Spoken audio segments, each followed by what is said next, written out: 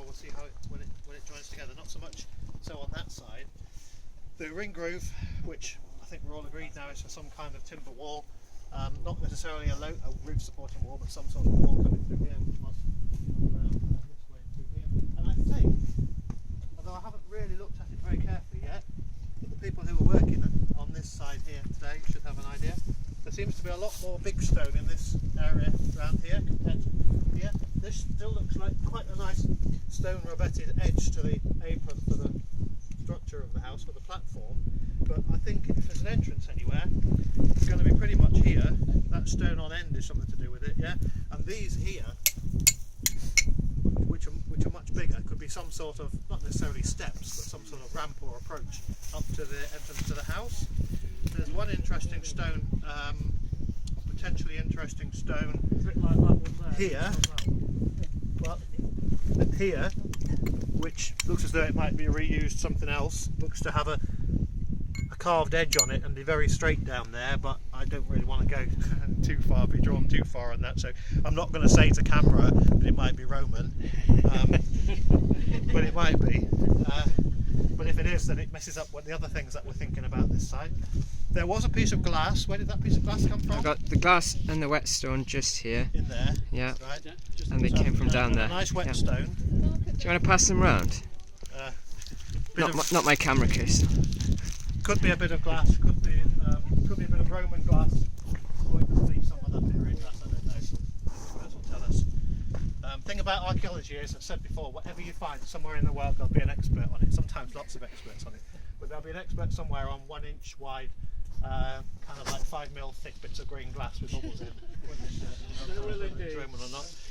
And the other thing that I think is still interesting in here, lots of this tumble that has to come off still, but more areas of flagging. You remember yesterday we had this area in here and that area in there, but seemed to be discontinuous, and given the time we don't think the site's been robbed, that would suggest that they were always discontinuous and the site never had a completely flagged floor. But there's a really nice area of flagging coming in just here. Can you see that? Half exposed, so that'll come out tomorrow. Whether that comes around and joins up with another bit or not, don't know.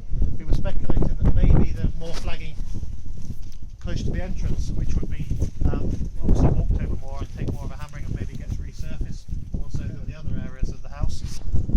But I'm not sure there's a huge amount more to say.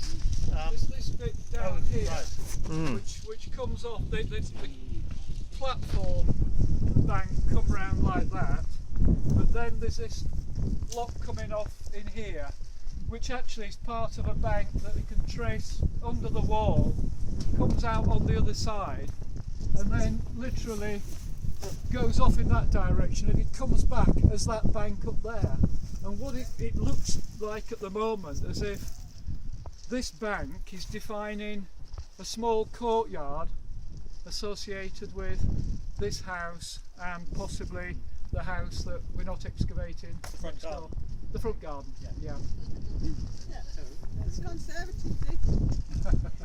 Now, what's interesting from that point of view, of course, is what we were saying last night about the possibility that that wall up there shows evidence of having been moved or rebuilt onto the top of something else, that this courtyard and house may actually be later than some of these other houses and bank that went round the enclosure. Still, where it is in the chronology of prehistory and Roman period, we're not sure yet, but there does seem to be implications that there's actually quite a lot of change going on in this area. But now it's a real time team project because we've got 3 days to sort it out. Yes, that's it. Any questions?